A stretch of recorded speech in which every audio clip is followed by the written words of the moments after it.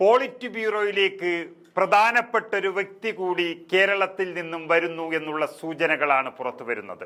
അത് മറ്റാരുമല്ല, മുൻ ആരോഗ്യമന്ത്രി കൂടിയായ കെ ശൈലജയുടെ പേരാണ് സജീവമായി പരിഗണനയുള്ളത്. മധുര പാർട്ടി കോൺഗ്രസിൽ കേരളത്തിൽ നിന്നും ആദ്യമായി ഒരു വനിതാ പോളിറ്റ് ബ്യൂറോ അംഗം വരുന്നു എന്ന വാർത്ത സജീവമായതോടുകൂടി കേരളത്തിൽ വലിയ ആകാംക്ഷയാണ് നിലനിൽക്കുന്നത്.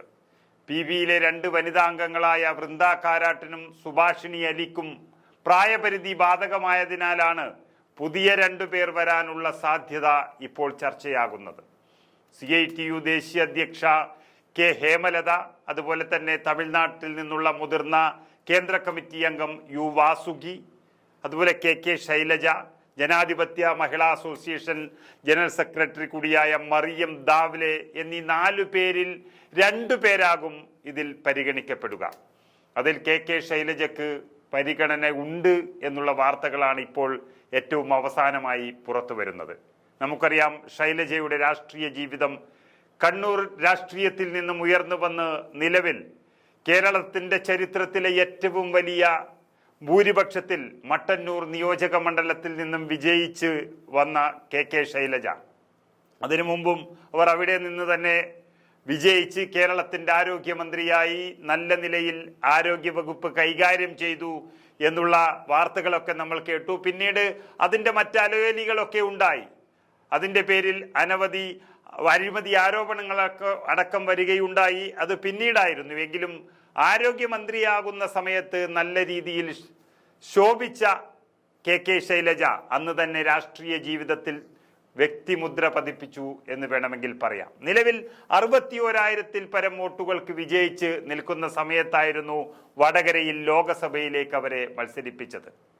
പക്ഷേ ലോകസഭയിലേക്ക് ഷാഫി പറമ്പിൽ എന്ന കോൺഗ്രസ് സ്ഥാനാർത്ഥിയോട് 1,16,000-ലധികം വോട്ടുകൾക്ക് തോൽവി നേരിടേണ്ടി വന്ന കെ ശൈലജ രാഷ്ട്രീയത്തിൽ നിന്ന് മങ്ങിപ്പോയി എന്ന് എല്ലാവരും പറഞ്ഞുവെങ്കിലും വീണ്ടും കെ ശൈലജയുടെ പേരുകൾക്ക് CPM-ൽ വില കൽപ്പിക്കുന്നു എന്നുള്ളതിൻ്റെ സൂചന തന്നെയാണ് ഏറ്റവും അവസാനം ഇപ്പോൾ പോളിറ്റ് ബ്യൂറോയിലേക്ക് പരിഗണിക്കുന്നു എന്നുള്ള പേരും വരുന്നത്.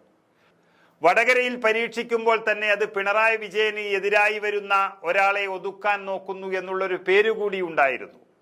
അതായത് മുഹമ്മദ് റിയാസിനെ മുഖ്യമന്ത്രി പദത്തിലേക്ക് എത്തിക്കാൻ വേണ്ടി മുഖ്യമന്ത്രി പദത്തിന് സാധ്യതയുള്ള കെ ശൈലജ അടക്കമുള്ളവരെ ഒരു പാർശ്വവൽക്കരിക്കുന്ന രീതി പിണറായി വിജയൻ നോക്കുന്നു എന്നുള്ള ഒരു വാർത്ത വന്നിരുന്നു. പക്ഷേ ഒരു ഫിനിക്സ് പക്ഷിയെ പോലെ കെ ശൈലജ വീണ്ടും ഉയർന്നു വരികയാണ്.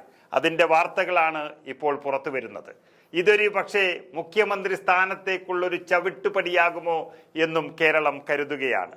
മുഖ്യമന്ത്രി സ്ഥാനത്തേക്ക് കെ ശൈലജയെ നിർത്താനും അല്ലെങ്കിൽ മുഖ്യമന്ത്രി സ്ഥാനത്തേക്ക് കെ ശൈലജയുടെ മുഖം കാണിച്ചാൽ മാത്രമേ ഇനി കേരളത്തിൽ CPM-ന് എന്തെങ്കിലും രക്ഷയുള്ളൂ എന്ന് പറയുന്ന CPM-കാരും കൂടിയുണ്ട്.